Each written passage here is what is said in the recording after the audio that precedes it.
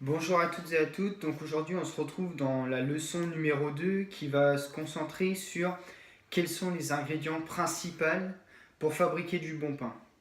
Alors, quels sont les ingrédients principaux pour fabriquer du pain? Donc, du levain ou de la levure. Moi, je vais dans la plupart de mes recettes utiliser seulement du levain, qui est une levure sauvage ou une levure naturelle.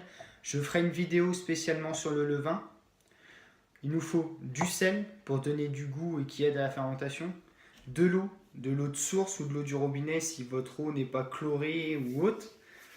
Ensuite, différentes farines, donc de la farine bio, bien sûr, type 110, donc là on a de la type 110 semi-complète, la farine bio type 65, qui est une farine de blé classique.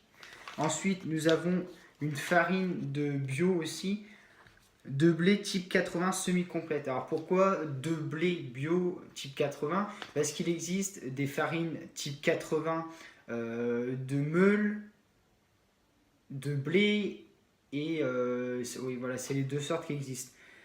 Et ensuite nous avons de la farine de seigle type 130.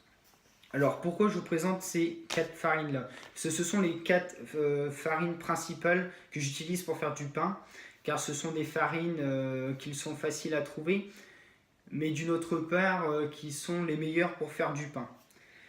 Donc ça c'est les ingrédients principaux pour faire du pain. Après vous allez me dire oui mais où trouves-tu tes farines bio pour faire ton pain?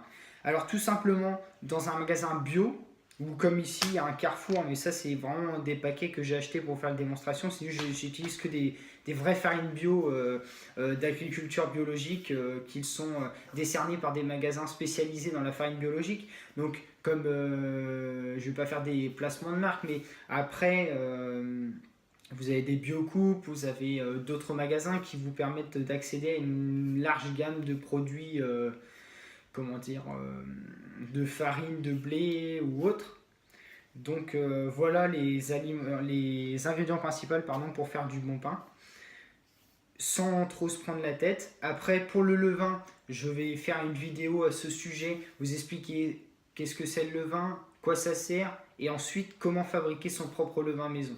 Vous verrez, c'est pas très compliqué, c'est parce que beaucoup de gens savent, oui, mais comment je vais faire je vais vous faire un truc explicatif complet pour vous expliquer comment fabriquer un bon levain et par la suite l'utiliser dans le pain.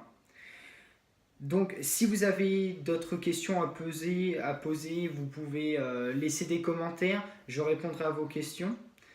Ce sera tout pour moi pour cette vidéo là et on se retrouve très prochainement pour la leçon numéro 3 qui se portera justement sur le levain. Merci à toutes et à toutes et je vous souhaite une bonne journée et puis abonnez-vous, merci.